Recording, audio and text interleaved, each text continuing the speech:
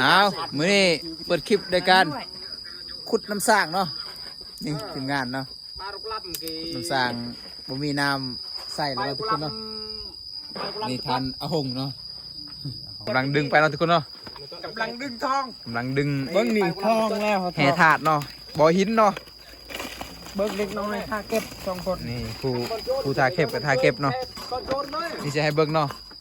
อันนี้บ่แม่นเรียกธรรมดาเด้อนี่มาจากบริษัทใหญ่เนาะอันนี้คือทานหินเนาะทานหินที่เขาสิเอาทองเนาะเห็นบ่ทุกคนนี่เห็นบ่ทองมันสิอยู่ในหินตัวนี้แหละเนาะนี่เนาะเหลืองๆเนาะเอาสิปะนี่เนาะเดี๋ยวเขาสิอันนี้เป็นหมวกของทานเอาหงเนาะนี่อันนี้เป็นน้ำเก็บน้ำเย็นจากไอริสเนาะไอริสอุปกรณ์ใหญ่ๆเนาะนี่กำลังขุดแห่ธาตุเนาะจอดองคึกจอดอเทียขุดแห่ธาตุแล้วก็สีดึงขึ้นเนาะนี่บริการสลิงเนาะสลิงเกอร์เนาะนี่ก็อันนี้ก็ท็อกเกอร์เนาะนี่เนาะผู้ทอกเด้กันได้บ่กันลอยคึกไล่ไปจ้านี่เนาะนี่โคศกเนาะโคศกลอยขากการอัสลิงเนาะได้เยอะเลยเนี่ยกี่โลเอ้ยเบนเอ็ดกระเล็บยังมาช่วยใช่ก็ไปเอ็ดช่วยมันมาช่องเลยไปเนี่ยนะกันเลยดิพี่เอ็ดกระเล็บกระเล็บมาจะโจ้เจ้าเต้กระเล่มกุฏิกี่ไปใช่กระเล่มกุฏิกี่ไปใช่เอ็ดช่วยเลยเอ็ดนี่เนาะเขาสั่งให้เด็กๆไปเอากระเล่มเนาะทางเช้าเนี่ยมุดทางใบเนี่ยจอดเลยกระเล่มเนาะมาบริการเฮาเนาะมาเบิ้ลเลยมาตองเปรียแปกันช่วงดิพี่มันใส่จกแล้วก็ส่วนเนาะไม่เลยเนี่ยมันเยอะจอดไปมันจวงขุดน้ำสร้างเนาะทุกคนเนาะขุดน้ำสร้างเพื่อใส่น้ำนะผมมีน้ำใส่เนาะนี่เนาะข้างๆนี่ก็เป็นสวนเม่นเนาะบรรยากาศดีร้ายเนาะทุกคนนี่อันนี้ก็เป็นหนองเนาะทะเลสาบนะทุกคนเนาะนี่กำลังบริการมัดเนาะมัดบอแนนนี่ถือว่าเรียบร้อยเนาะนี่เนาะทีมงานคุณขอศกไปพุ่นแล้วขอศกเนาะขอศกในเบอร์คือกันเลยกับเฮาเนาะเบอร์เก่าๆเนาะอันนี้บอแมน66เลยมัน10 ปีนั่นเองเป็นเก่าๆเนาะคุณกับเก่าๆคือกันเนาะนี่สลิงเกอร์เนาะสลิงเกอร์เนาะคนดึงเสือกเนาะครอสสกัดฟิลิปปินส์โอ้โหรอยังเนาะพี่บ้านเนาะทุกคนเนาะเอาคนเดียวจากประเทศฟิลิปปินส์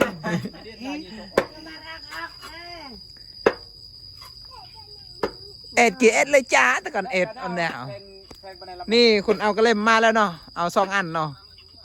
เอากินเองเนาะเอ็ดช่วยดิเอ็ดมันลับเลยไปด้วยเอ็มชิดลำไม่ใช่เอา10 อันเนาะบอกเอา10 อันเนาะป้าเหรอไอ้ป้าหนังเหนื่อยรอบแรกสิให้ไปเอาอีกเนาะ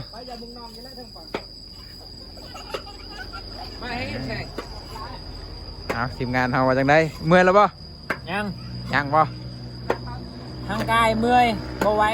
แต่ใจไหวก็ได้ว่าร่างกายเมื่อยบ่ไหวใจยืนแล้วคนทางหลังมาจังได้เนาะมาแต่เช้าพุ่นเนาะคนทางหลังกันเนาะไหวบ่หุ่งยังบ่ฮู้ได้ไหวบ่ยังบ่ฮู้พอดีไปเฮ็ดเวียกอยู่ประเทศจีนประมาณ2 เดือนแล้วเว้าภาษาลาวบ่แจ้งปานใดนี่อยู่น้ำจีนโดนนี่เนาะทีนึงเอาขุดนี่ก็ขุดเรื่อยๆเนาะมาเบิ่งตอนสลิงขึ้นนะทุกคนนะไปสิครับไปต้องการอยากได้น้ำสร้างติดต่อได้เด้อแม่นเนาะติดต่อหาเพิ่นได้เนาะแล้วเพิ่นสิบอกว่าเพิ่นเฮ็ดบูคือกันต้องการอยู่ผู้เอาต่อมาได้เพราะว่าหับประกันขุดเดือนนึงให้มีน้ำก็คือขุดตอนฝนตกเนาะขุดตอนฝนตก อย่ามองอย่าจุกกอกอย่างู ทุกคนเนาะมื้อนี้มีกูรู้เรื่องน้ำสร้างเนาะกูรู้เรื่องน้ำสร้างของเราวิธีกวดน้ำเนาะ เรื่องน้ำตื้นน้ำเลิกกระหูมด แบบได้เนาะอธิบายได้เนาะ แต่โบแมนคอยเด้อนี่อาจารย์นี่ เอาอาจารย์ได้อาจารย์นี่บ่ แมน เอาอาจารย์บรรยายเลยเนาะวิธีกวดน้ำได้เนาะ อาจารย์บรรยายแล้วมันบอกว่ามีเหล็กลวด2 อันเลยจับยางไปแบบนี้ถ้ามีน้ำเลยมันสิเข้ากันแบบนี้ บนใดมีน้ำแล้วเล็กสิจ่อเข้ากัน แมนถ้าเหล็กเส้นเหล็กลวดถ้าบ่มีน้ำมันสิออกจากกันแบบนี้ มีน้ำมันมีจักเม็ดเนาะ ประมาณ10 ปลายเม็ดนี่แหละ แม่นบ่อาจารย์ ประมาณนั้นแหละ แม่น ถ้าบนใดมีน้องก็แสดงว่าบนนั้นแหละมีน้ำ อันนั้นบุกโกดก็ได้เนาะได้คุมหูไม้เนาะทุกคนเนาะเอาผลสาธิตให้เบิ่งเนาะสมมติว่าเป็นเล็กเนาะนี่เนาะ เอากระแลมไปชัด มันเป็นนี่มันได้มีน้ำนี่บ่มีมันออกนะนี่ บ่แม่นมือเฮาบิดบ่ บ่เฮาคอยไปคอยย่างหาบอลนำลึกบอลนำตื่น มันน้ำตื่นมันจะเป็นอะไรน้ำตื่น นำตื่นเป็นนี่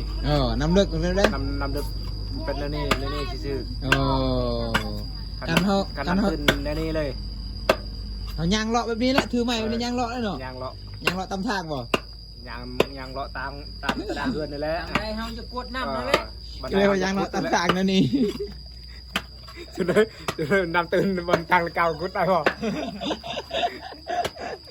ยางเลาะทางนั่นนี่บ่ได้แล้วเนาะทุกคนเนาะได้คุมหูไม้แล้วเนาะได้จากอาจารย์เพิ่นเนาะจากอาจารย์เพิ่นเนาะแบ่งคุมหูไม้เนาะทุกคนก็ฝากทุกคนไปลองมึงเด้อว่าสิเจอหรือบ่เนาะแต่สูตรนี้เชื่อว่าได้แน่นอนเนาะเพราะว่ามันเป็นแม่เล็กเด้น้ำมันเป็นแม่เล็กเนาะนี่เนาะทีมงานเขาเนาะ อะไรจะได้หรอไม่เป็นเอ็นไหมก็มันก็เก็ตกันเป็นตัวเลยไปทีนี้ลำโยจะดังมาดาวนู่นมาเด้อไม่เป็นไงเลยยาย นี่เนาะฝนไม่ได้กินกันแล้วเนาะ พุ่นอาจารย์ใหญ่มาแล้ว จันใหญ่บ่โอ้นี่เนาะ เราทีมเรา เบาลาเนาะไทยบ้านนอกเฮาเนาะ ไปบ้านนอก ไปได้ไปจังไดมาจังไดเนาะมาขุดน้ำซากบ่ สบายดีมาเบิ้ง มาเบิ่งซื่อ มาเยี่ยมยาม มาเยี่ยมยามทีมงานโอ้ทีมงานยังมาเล่นน้ำเลย ยังลาย ไหวบ่แบบนี้ ไปใช้มือนี่ อยู่ โอ้ แล้ว คักเนาะเพิ่นได้เสื้อใหม่เนาะทุกคนเนาะเฮาคิดว่าเพิ่นกระพายกระเป๋ามาเนาะก็แม่นกระเป๋าเงินได้กระเป๋าซอบเข่าเนาะคิดว่ากระพายกระเป๋าซอบเข่าภาษาเฮาเอิ้นว่าคิดว่ากุยบ่าวเนาะคือเสื้อใหม่เนาะทุกคนเนาะแปลกตาดี ถ่ายยูทูบเองเนาะส่วนนี้คลิปยูทูบอีก มันสิปิดรังรายได้แล้วก็บ่ได้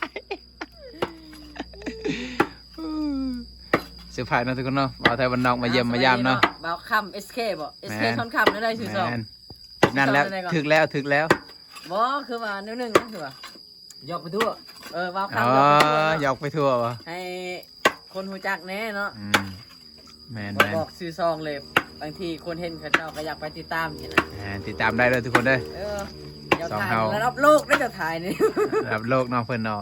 โด่งดังฮอตอเมริกาเพิ่นเนาะโด่งดังฮอตอเมริกาฮอตรัสเซียเพิ่นได้ทุกคนเนาะสงคราม 2-3 ปีก่อนเนี่ยก็ย้อนเพิ่นนี่แหละเนาะนี่ทีมงานเฮา ไปไซด์เดี๋ยวนี้ให้ธุรกิจยังช่วงนี้ คุณน้ำสร้างนี่แหละเนาะ มัดเจอเนี่ย คุณน้ำสร้างนี่แหละช่วงนี้หับเมา ติดต่อเมื่อไรเนาะคิดว่าไปไซด์วะ คิดว่ามีธุรกิจใหม่แล้ว ธุรกิจยังสิ เอา ทู ค ด นนำเสนอในจังหน่อย เอานำเสนอเลย ขอผู้เปลี่ยน มา ขอผู้เปลี่ยนเนาะ นี่ เอาสิลงไป เพิ่นเติมพลังแล้วเนาะ กินกระเลม2 ตอน KG เนาะ ย้อนเช่ โอ้กระเล็มมาอีกแล้ว ยังไง เมาแต่กระเล็มเนาะมื้อนี้เนาะทุกคนเนาะ เอ้ยเกิดเรื่องโทรศัพท์เดี๋ยวขายเต้น เอาเพิ่นก็สิทายเฮาคือกันเนาะนี่เพิ่นสิทายก็ทายบ่ทันดอกสดเด็ดอาจารย์นี่เว้าผ่านหมดแล้วสดเด็ดเนาะ หมดแล้วหมดเสด็จ หมดแล้วสดเด็ด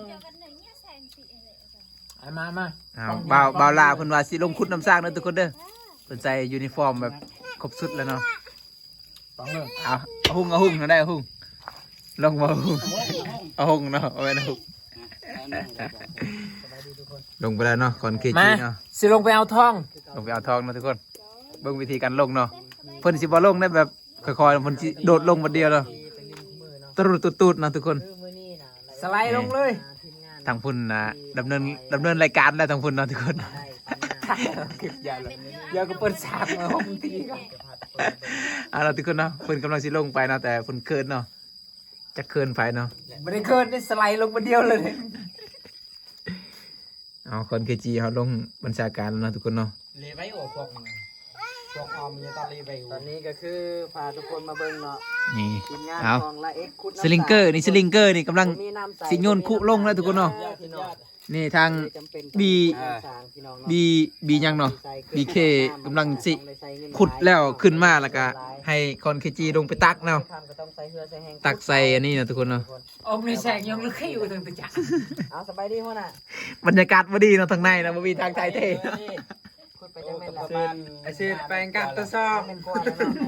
เนาะ เกือบแล้วอีกประมาณ เจาะอย่าลุดเปิดละเจอไอ้งูบ่อย เห็น จะไปถึงเจาะต่อ ของวันรางวัลที่ เอาโดนตี ทุกคนเนาะเป็นว่าอากาศทางในน่ะกุยๆแม่งเนาะ ก็ประมาณ ดำเนินเนาะ ใส่เวลา สลิงเกอร์โยนลงสลิงเกอร์ ก็ไป สลิงเกอร์โยนลงแล้วเนาะ แล้วมี จากถึกจากบอแล้วสลิงเกอร์นี่เนาะสายควายเนาะสลิงเกอร์เนี่ยทุกคนเนาะบ่แม่นโซ่เด้อมันมีโอกาสขาดตลอดเวลาเนาะทุกคนนี่นี่ยูทูบเบอร์เขาออกมาเนาะยูทูบเบอร์ได้มารับลูกเนาะ เปล่าละเอ็ก ธรรมดาเนาะทุกคนเนาะ ทีมงานเดียวกันเนาะที่มาซอย สลิง ละ เกอ เอ็ ร์ ก ดีไหม ไปตั้งได้เสมอตั้งน้ำในมือ นี่ทุกคนเบิ่งกัน ได้ สาธยายของ มาใส่อาบใส่ รับโลกเนาะทุกคนเนาะ มาเบิ่งคนคุดแล้ว เขาได้ความรู้จากยูทูบเบอร์รับโลกก็คือแบบนี้แหล้วเนาะเว่าแบบเป็นมืออาชีพเนาะญาติกันเว้าเนาะทุกคนเนาะ สวัสดี เอาเลยสลิงเกอร์ไปแล้วสลิงเกอร์โอ้สลิงเกอร์เฮานี่คือสิบ่มีแนวเติมพลังเนาะการเติมพลังนี่คือสิแห้งเนาะสลิงเกอร์นี่ SK ซัดค สวัสดี ำนี่แหละทุกคนถามหา อ่า เป็นหยังทีมงานนี่คือว่าบ่ปล่อยเพลงบ่อัดเพลงบ่ปล่อยเพลงให้ฟังเลยแต่เบิ่งเอาเลยพี่น้องเนาะภารกิจช่วงนี้เป็นภารกิจใหญ่ขนาดเลยนี่ สิปล่อยเพลง บ่มีน้ำอาบบ่มีน้ำกินภารกิจใหญ่เลยพี่น้องตายเลยนี่ตำรวจเฮ็ดอันนี้นะบ่ได้คุดนี่ ปล่อยเพลงได้คอมก็บ่มีไม้ก็บ่มี แม่นๆ มันยังก็บ่มีเดี๋ยวนี้ ถ้าอยากได้น้ำเฮาก็ต้องไปตักประมาณ 2-3 ลังจะได้กินพี่น้อง มัน เที่ยวไปเที่ยวมาเนาะ แม่น คือว่า นี่ทีมงานเฮา แต่ มันบ่คือในหนังองค์บากแล้วเนาะทุกคนเนาะหนังองค์บากนี่ไปตามหาพระก็มีน้ำขึ้นแล้วเนาะอันนี้สิเอาพระ10องค์มาตั้งก็บ่มีได้น้ำเนาะคนบ่คุ้นเนาะหนังองค์บากนี่มันอีกแบบเนาะทุกคนเนาะกันมีบักทิ้งในชีวิตจริงนี่คือสิได้นะ บักดอนเอาไปแล้วประมาณจักเม็ด เพิ่นว่าบักดอนเอาองค์บากไปแล้วเนาะเลยบ่มีน้ำเนาะเลยบ่กุดน้ำสร้างเนาะทุกคนต้องไปตามหาบักดอนจักบักดอนอยู่ไสเนาะทุกคนนี่สลิงเกอร์มาแล้ว เที่ยงอะไร นี่สลิงเกอร์มาแล้ว น้ำหยิกน้ำย่อยออกจักนิดจักน้อยเลยบ่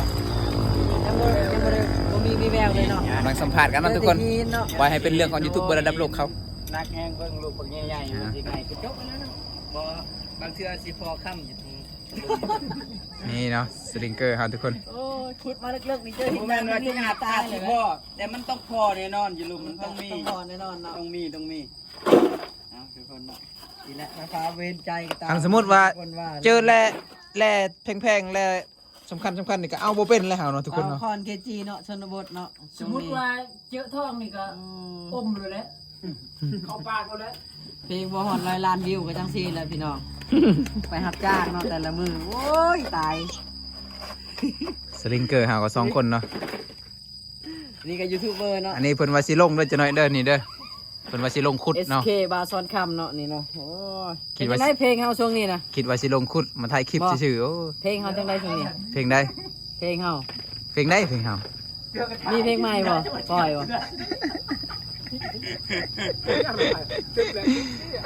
เพลงเฮาบ่ได้ปล่อยแล้วบ่มีเพลงแล้ว บ อุ้ยเพลงนะ บ่มีคอมตายแล้วเนาะทุกคน ไปแปลงอยู่เวียดนามพุ่นเนาะยังบ่ได้เนาะ แมน โอ้ย โทรศัพท์ก็ชี้ตายแล้วนับมือแล้วโทรศัพท์นี่ ก็เอากี่บาทนอนเอาไปแล้วเอาบาทบุไม่น้ เอาทุกคนเอาเติมพลังก่อนเนาะกระเลมเดี๋ยวเจ้าหน่อยดิ เสียงเลยเนาะพี่น้อง เอา ถ้าขุดเลิกไป เอากระเลมให้ไทยบ้านนอกก็เนาะ เปียกมันเหนียวนะ เอาเติมพลังก่อนเบา โบกาขุดเอาไว้หันก่อน บ่ได้คอยให้บ่เอาคลั่มได้เว้ย ชุ่มกี้ไว้หอนหน่อยอย่าไทย เพิ่นบ่เอาเนาะทุกคนกินเองโอ้เสียใจเด้เนาะให้แล้วบ่เอาเนาะ ก็ต้องเสียงเนาะเบาเนาะ ำแม่ ทุกคนเนาะ หอนน้ำเลยได้ เชื่อใจเนาะให้หมูกินของแสบกับบ่กินเนาะ ตอนนี้ยังบ่มีเถื่อ สวบเองใช่ อธิษฐานเรื่อง จบปัญหา บ่ได้กินแล้วมึงบ่ให้บ่อยากกินเนาะเอาสลิงเกอร์เฮาเนาะ โอ้โหคำอธิษฐาน เดี๋ยวเฮาสิช่วยเขาเนาะ แม่นต้องได้ผล สิช่วยสลิงเกอร์เนาะทุกคน ต้องคิดในใจว่าต้องได้ผลก็ต้องเฮ็ดได้เนาะ อืม หมู่บ้านก็อยู่แคมป์ทางเนาะดาวบุญ เอาสลิงเกอร์คนนี้เริ่มจะเมื่อยแล้วเนาะทุกคนเนาะเพิ่นเฮ็ดแต่เช้าเลยเนาะ เล่นยังไงมายังไงฮะ บ่ได้กินข้าวแล้วได้เพิ่นเนาะกินน้ำอย่างเดียวเนาะกับขนมสีแดง2 เม็ดเนาะแล้วเพิ่นอยู่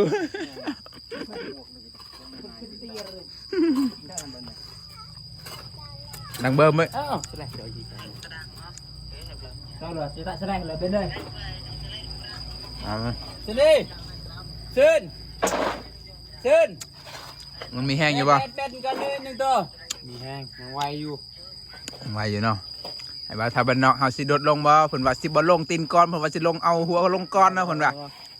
เอาบ่ลงได้ อ่า เอาสิ อย่าเป็นตัว อยู่ถึงเลยแล้ว นี่ถึงนะเอา มายืนเป็นกำลังใจซื่อ อืม ๆเอาพูดบ่เป็น เพราะว่า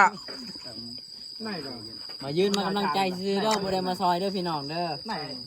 มอยที่ด้านดำเขาหยอก กำลังใจบ่มีดอกคันเจ้ามายืนมีแต่เฮ็ดในเครียดหั่นละ โอ้ลำบากหลายเนาะ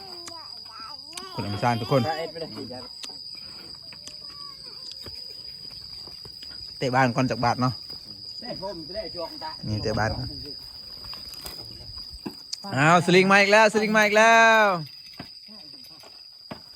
บ่ระบายเนาะ สลิงมาแล้วทุกคนอ้าวเพิ่นกำลังขุดเนาะอยู่ในเพิ่นเนาะเพิ่นกำลังขุดเอาทุกคนคอนเคจีเนาะ ไปแซ่ เพลงมฮอด100 ล้านก็เลยมาขุดน้ำสร้างเองเนาะทุกคนคันเพลงดังเนี่ยเราจะจ้างเขาอยู่เนาะเพิ่นบอกไอ้พ่อก็เนาะเพิ่นกำลังสิขุดเนาะ ยอดวิวตก วิวตกเนาะช่วงนี้เนาะทุกคน ยอดวิวตกคนก็ตก ไปใช่ ปาระบายขี้บน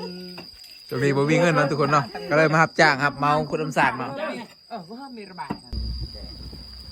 มาพี่น้อง ทุกคนเนาะ เบิ่งเนาะครั้งแรกเนาะที่ลงบ่อน้ำช้างแบบนี้เนาะและเอ็กกับบ่เคยนะพี่น้องเลยแต่ว่ามื้อนี้สิมาเบิ่งทีมงานพุดคือว่าง่ายใช่ปะต้องสิลองพุดเบิ่งด้วยตัวเองมันสิเป็นจังไดความรู้สึกลงไปเลิกปานนี้นะ ขับมือก้อนแนวตักของหลาน ต่างบ่ ตั้งแล้วมาเต้เหรอเก่งๆล่ะ มาทุกคนโอ้ แสดงว่านาทีเดียวอย่า อากาศมันก็สิใช้ใจพืชจังหน่อยเนาะ แม่นเนาะทุกคนเนาะ แต่พอ ถ่าย เอาล แนว งไป ตั้ง แล้วมันเลิกดีนะ เด็กไงไม่ได้อันบาร์ ก็มันยังคือแนวตั้งเลย มันต้นยำร้อนนะจ๊ะก็ เป็นแนวตั้งตัวมุดแอปต่อๆกันมาวิลามาแท้ จะตามกัน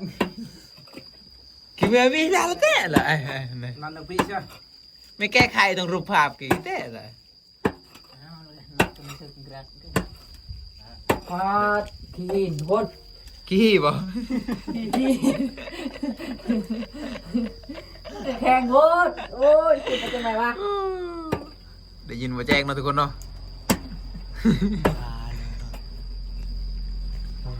จนร้อนเลยวะ อย่าเงียบโทรศัพท์อย่า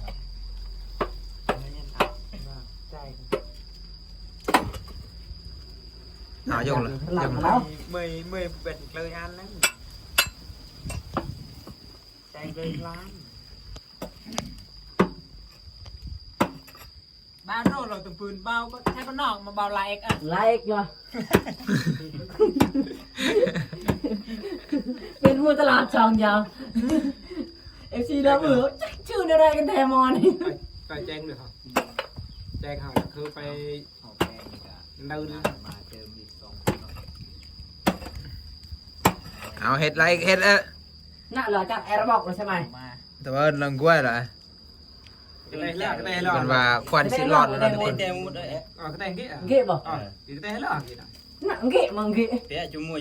เนี่ย เป็นยังนั่น สำควรสิรุดชื่อกับบูฮูเนาะโอ้ยไรกันดิ ลาเอกกำลังทำการขุด เขายังบ่ได้ให้ไปประกอบเครื่องยนต์แน่เนาะประกอบควันซื่อๆก็ยังบ่เข้าใจ มันมีช่องทางกันแหล้วแน่เรียบร้อยแล้วทุกคนเนาะ เอ้ย ควันหักแล้วเนาะประเทศเนาะ จ้าเลยคือ có cảm chạy cái cảm cái cái ตาโตโยนพี่น้ำชา thay cái này chắc ăn vậy หากมาเด้มันแห้งควันก็เลยหัก ความ ไม่ปีไม่ชั่วเลยอันลาไม่กลัวกี่ใช่ใช่กี่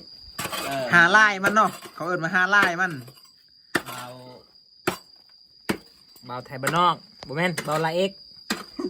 เพิ่นมา ค่อยว่าใส่บ้านนอกอันทึกแล้วค่อยว่า ไม่อยากใส่บ้านนอกจะเปลี่ยนเป็นบ้านในเอ้า หักแล้วเนาะทุกคนเนาะเขาเฮ็ดแต่เช้าฮอดแรงปกติ อย่างงี้กัน เพิ่นมาหักเลยเนาะ น่ะโยนพี่อะไรกันก็สิติกายคิดเลย แย่ๆเอาแล้วแหละ ซอกไว้แปะปิซอกเบอันก็คือปิกี่ เอา เอาลง เพิ่น ส สิ ลิ ตั ง ก เอา เนาะสลิงเนาะสลิงเกอร์ เอ้ยอันนี้บ่ได้มาซอยเด้อพี่น้องว่าเป็นภาระเนาะเห็นแต่คุณหักแล้วโอ้ย หักแล้วเพิ่นว่า งานกุ้ยไปกุ้ย มานี่บ่ได้มาเฮ็ดซอยเนาะมาให้ อาจารย์ ทีมงานพักผ่อนเนาะ อาจารย์เพิ่น พัก บ ผ่ อ อก นบ่ฮักมื้อนี้สงสัยมื้อนี้เขาเจ้ายังบ่ทันได้พักผ่อนเทื่อก็เลยมาซอยเพิ่นฮักทีมเจ้า อาจารย์ว่า ดูเลยเต้นแล้วเต้นไหนนะ ดอนหลักไปแล้ว หัว อยู่ หัว ตัว บาด นะ ก็เลยบ่มีน้ำเลิกเส้นไรก็บ่มีน้ำเนาะ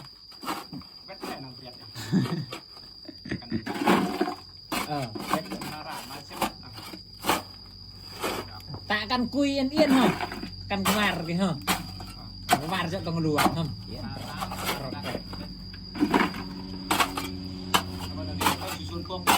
อืม มาทำไอ้ห่วง เอาตอนนี้เบาไล่กำลังตักที่ดินอยู่ นี่เนาะคอนเคจีขึ้นมาแล้วเนาะสภาพคือที่เห็นเลยเนาะ เห็นแล้วน้ำมันซึมแล้ว น้ำซึมอ่ะ มันซึมออกจากแขนมันไม่ได้ซึมออกจากน้ำสางอยู่ลมบนมันบ่มีอากาศน้ำก็เลยซึมออกจากแขน ทุกคนเนาะหลังจากที่วิว YouTube ตกเนาะหลังจากที่วิว YouTube ตกเพิ่นก็มาก็รับจ้างขุดน้ำสร้างแล้วเนาะว่าไทยวันนอกอะไรเขาเนาะ ไปฮอดน้ำแล้วนะเอ้ย แขนนี่ก็มี นี่เพิ่นว่าฮอดน้ำแล้วเนาะ 2 คนมาเติมเนาะ ฮอดแล้วนี่ฮอดแล้วอีกบัวเฮิงนี่ฮอดแล้ว อีกบัวบ่ แม่ อีกบัวเฮิงบ่ อีกบัวเฮิงฮอดแล้วอีกบัวเฮิงเจ็บยางจริงไงเหรอบ าทน้ำปักดอน แล้วก็อันเหล่ล่วงเสียวโยตาตองนี่ก็เลยเมนหนึ่ง ดีเลย ลงมาบอกเจ้ไม่นั่นนะทุกคนเนาะไม่ดอกเนาะไม่ดอก ไม่หรือไม่ดอก ไม่ดอก เปลี่ยนเรื่องบ่ เปลี่ยนเหลืองไม่ดอกละ ว่ามันได้ไม่ดอกเราเป็นหลวงเฮ็ดเป็นลูกน้องเขาอันนั้นนี่แหละเห็นบอกถ้าเป็นหัวหน้าอีกแบบนึง น่าจีไปนั่งไปเรียน เขาให้ตั้งใจเฮียนจิกปุ้มจิกชอเอา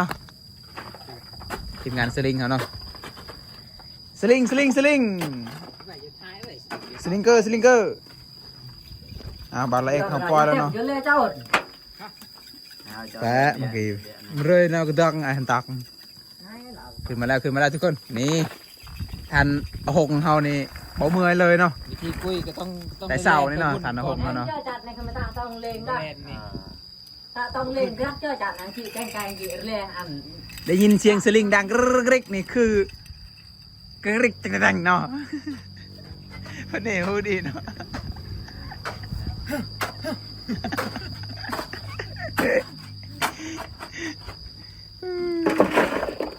ตั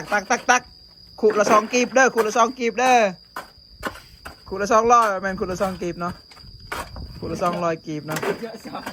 ซองตัวหนึ่งใจทำซองไปใส่เชนใส่เชน ทุกคนมาเบิ่งตอนท้ายว่าไหลขึ้นมาเลยเพิ่นสิรู้สึกได้เนาะเวลาอยู่ข้างในเนาะมีอากาศหายใจหรือบ่เนาะเพิ่นหายใจทางดังคือเก่าบ่เนาะหรือว่าหายใจทางใดเนาะอยู่ทางลุมเนาะ บางเทือกับทางคนขี้ แมนเอาสิสัมภาษณ์ซึ่งละเอาสิสัมภาษณ์เพิ่นหลังจากขึ้นมาเนาะทุกคนเนาะ คุย เอาทุกคนกินน้ำหวานตลอดเนาะเฮาเนาะจนคอแหบมาแล้วเนาะทุกคนเนาะแกะอีกแล้วแกะอีกแล้ว mấy người tên nữ rồi mỗi ông phòng người tập thạch thì nó cái giặc nhiều เย็นเลยเนาะคนละจอกเนาะพอซึมๆเนาะ อ่ะตอนนี้บอกคอนก่อนถ้าว่าให้เขากินเพราะว่าเขาบุเสื้อใจปันใดยันมียาพิษก็เลยยกก่อนว่าสั่น แต่เพิ่นบ่ฮู้ว่ายาพิษมันสิออกจากปากเพิ่นก่อนเนาะเพราะว่าเพิ่นกินก่อน เป็นคลิปที่ รำคาญหูให้ทุกคนเนาะจบเจ็บเรื่องกินน้ำหวาน เลยซาดาวเทียมลากซอกัน อ๋อเบิ่งไลค์เขาเนาะ แล้วก็แจ้งค่ะซอกันดิ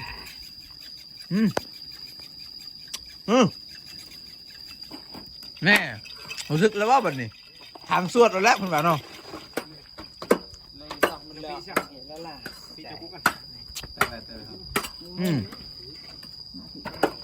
มาเกินแซงเลย bạn là cho mà chặt cái lượng nữa มาคือเอ็นแสง เพิ่นว่ายังบ่เมื่อยเนาะ ăn mặn vô vị แต่ vô ยัน siêu โฮ vị ยัน rồi โฮแตะ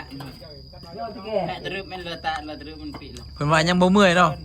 มาได้มาคุปีเรา ขนาดเพิ่นขุดได้10นาที20นาทีสิได้ทุกคนเนาะครั้งเพิ่นขุดได้1 เดือนนี่เพิ่นบ่อยากขึ้นมาเลยเพิ่นว่าอยากนอนนั่นเลยแหละบอกมันบรรยากาศดีเนาะทางสวดโนดยาวนี่เรียบร้อยแล้วเนาะ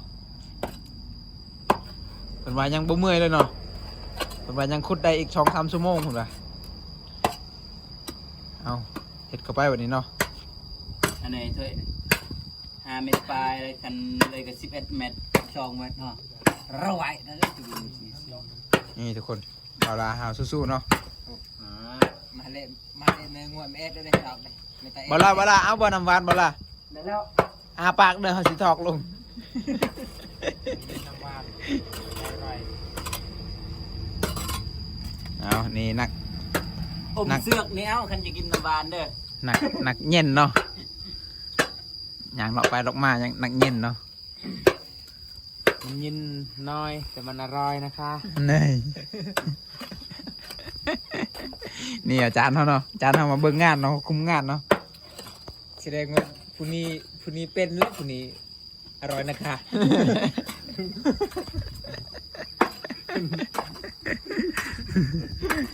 เป็นยังก็เข้าใจเอง คิดเองไหมวะ เทิกแล้วเป็นกระเทยกระเทยเดี๋ยวเบานั่นนะ เรา จานหน้าก็ออนแตก ไอเลี้ยงอะไรแม่ครัวแกเลยทานข้าวหรือยังคะทานแล้วค่ะมันมังเราได้เลยค่ะมังกาจุชิวะเนี่ย เอาเบาละเอายังบ่เมื่อยบ่ nhang nhang โอ้ไฟลุกเจี๊ยกแล้วเนาะประเทศเนาะ ปล่อยไปเรื่อยแล้วเลยก็ cái cỏ này nô เอาไอขึ้นก็บ่ขึ้นเนาะเบาละนี่เนาะเพิ่นยังแห้งเนาะ มาบอกคำเลยครับ เพิ่นว่าบ่คักจกนี่มันบ่เข้าบันไดเนาะความคิดข่อยคือเราเอาแขวเจาะนี่คือสิฮอดไว้อยู่นำเนาะ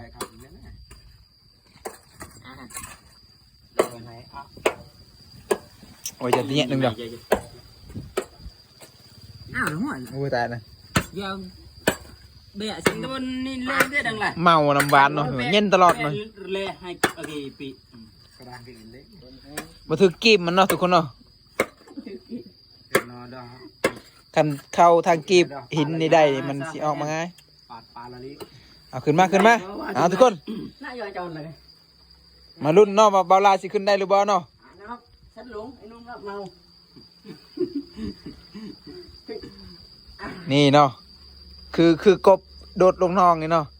แบบนี้แหละกบโดดลงนอง นี่วิธีขึ้นเด้อทุกคนเด้อบ่มีอันนี้ความ สะดวกบ่ได้ความปลอดภัยบ่มีเนาะอยู่นี่เนาะดูแลตัวเองเนาะ เอากี่ไปละแล้วความปลอดภัยของเด็กความปลอดภัยบ่มี ต้องผู้ที่สูงเท่านั้นเนาะที่ขึ้นลงได้เนาะ แมน แต่พื้นที่นี่บ่ได้แน่นอน บรรลัยเอกในการระดับหนึ่งเนาะคันบ่สูงนี่คือว่าเฮ็ดบ่ได้เนาะ เพิ่นก็เคยอยู่เพิ่นก็ขนาด ขนาดต้นมะพร้าว ขนาดนำปลาของเพิ่นนั้นพอสำแขงนี่เพิ่นยังลงได้ อันนี้ก็ลูฟี่ด้วยเนาะหดยืด อย่าจับอันนี้ได้เว้ยมันหักนี่ตกลงคืนได้เอาขึ้นมาเนาะเอากับสิสัมภาษณ์เพิ่นเนาะบ่ต่างหยังกับคนติดถ้ำเนาะขึ้นมาสัมภาษณ์ปุ๊บรู้ได้เนาะ เฮ้ย เอารู้สึกจังได้เนาะทุกคนเนาะ โดนมาตะไกเสีย รู้สึกจังได้เนาะอยู่ข้างในเนาะ ชุด หิวข้าวหรือบ่เนาะ ธรรมดา หิวน้ำหรือบ่เนาะ เป็นอะไรพุ่นพาอากาศอยู่ไหน คุณพาอากาศกันอากาศดี อากาศทางในร้อนหรืออ้าวหรือว่าเย็นเนาะ ซุ่มเย็น ชุ่มเย็นเนาะชุ่มเย็นมันบ่ร้อนที่ชุ่มนะ อากาศแบบนี้นะเหมาะสำหรับพวกที่แบบใส่ควันนะ ใส่ควัน โอเคลงไป มันย่างใส่ควัน ใส่ควันแล้วพวกสโมกวีด โอ้คนดูดหืดเนาะ ดูดหืดนะ เบาชมูกวีดพอเข้าใจเลย เอาเป็น พ จั ว ง ก ได บังลมเนาะขออนุญาตลงไปได้เลย สามารถลงได้เลย บ่มีลมเนาะ แต่ พวกที่แบบ อากาศดีเนาะ อากาศดีมัน เย็ บ่ น มีลม นอนอยู่นี่กับนอนห้องแอร์ได้คัก สำหรับพวกที่บ่หายใจแล้วล่ะ พวกที่ว่ามักลิ้นเม็ดแดงๆอะนะพี่น้องเนาะชาวบ้านมักใส่ เจ้าคือหู เขาเจ้ามักรีบบังลม บอกว่าเจ้าคือหู กะฮู้และเห็นเขาว่าต้องการบังลมตลอดชีวิตนี่ เออ อยาก5 คนพวกนั้นน่ะมาลง เจ้าเคยบังแล้วบ่ ฮะ เจ้าเคยบังแล้วบ่ บ่เขาหาเคยแต่บังผม เคยแต่บังอันทุกอย่างห้องเพลงในของน้ เอออันนี้เมื่อยแล้วว่าจังขึ้นมาหรือว่ายัง ำเมื่อยแล้ว เมื่อยแล้ว ถ้าอยากอัดเพลงนี่ลงไปอัดได้ ลงไปอัดได้เนาะ อัดเพลงโอ้อัดเพลงอยู่ลุ่มนี่ก็ได้เนาะ ได้ อัดเพลงอยู่ลำสากเนาะ ได้ส บ่ ตู มี นี้ที่ว่าเงียบเงาที่สุด เงียบเงาที่สุด ในโลกบ่มีใครมี ใน พวกองค์การเฮ็ดเพลงบ่มีใครเฮ็ดเถื่อ โอ้ รายใหญ่ฮาง เอาอันนี้ก็น้ำหวานเนาะ ทุกคน เพิ่นกินกันเนาะ มามื้อนี้บ่ได้มาซอยเนาะไม่เฮ็ดภาระเนาะมาเป็นภาระให้เขา แมน เฮ็ดอันด้ามอิหยังวะด้ามเสียมด้ามส่วนเพิ่นหักหมดทุก แม คน นเป็นพละแมนแล้ว นี่นะบ่ได้พูดกันน้อยนึงซื่อๆโอ้ยพอแล้วเมื่อยไป คื ก่ อ อน คือหูแบบมาเป็นพละเนาะ เป็นภาระเลยเฮ็ดหักเนาะขุดบ่เป็นซ้ำ พละนี่เขาเฮ็ดจังได้พละนี่เนาะ ภาระแล้วมันเกะกะเฮาสิอยู่นี่เขาเฮ็ดเวียกเนาะ เขาคิดว่ามาซอยนี่เขาขอบใจบ่แม่นบ่เขาคิดว่าเป็น ถ่าย พะ ไกลๆนะโอ้ย อ๋อลืมเนาะถ่ายไกลๆกล้องเฮาบ่แจ้งเนาะทุกคน ก็ใช่ถ่ายข่าวถ่ายแควกู ถ่ายจนเห็นฝ่าแล้วทุกคนเนาะเอาวันนี้ก็ขอบใจละเอกมาช่วยเนาะเสียคนละเฮือคนละแห้งเนาะ ตายกระละตองเหรอ บ่มียังตอบแทนเนาะมีแต่น้ำหวานเนาะแล้วก็บรรยากาศนี่ก็ค่ำแล้วนะทุกคนเนาะขอบใจเล็กที่มาช่วยเนาะนี่บรรยากาศเฮาก็สิกลับกันเนาะทุกคนเนาะมาเบิ่งหอบนี่คือน่าจะเป็นหอบสุดท้ายแล้วนะทุกคนนี่ทานเอาหุงลงเนาะนี่มืออาชีพเนาะ ลงหน้าคนเอาตัวตาเขาเบื่อตียาม เอายูทูบเบอร์ระดับโลกมาคุดน้ำสร้างเนาะทุกคนเนาะช่วงนี้วิวตกเนาะคนว่าบ่มีคอมเสียดเพลงเนาะเขามีคอมเฮ็ดเพลงเนี่ยบ้า กินฮอดอยากเฮ็ดเพลงคือเก่าเลย แมนเอาติดตาม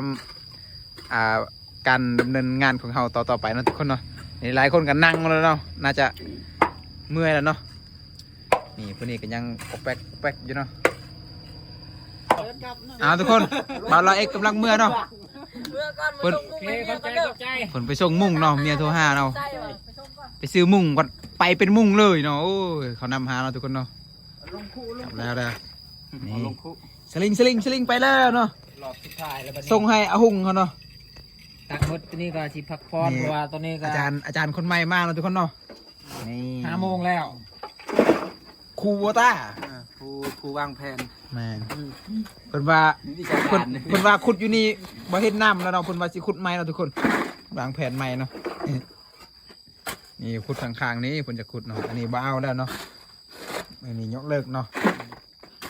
เอาบอลเดียวนี่ก็50 เมตรก็บ่ฮอด เอาเหรอแต่กัน ทุกคนเนาะวันนี้ก็จบงานแล้วเนาะ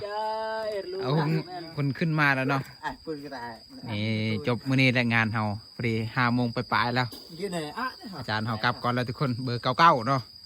บ่ฮอดร้อย เจตูมเจตูม เอาไปจังได้เนาะขึ้นมาเมื่อยบ่เมื่อยเนาะทุกคนเนาะเอามื้อนี้ก็จบเพียงเท่านี้เนาะมื้อนี้บ่ได้เห็นแล้ว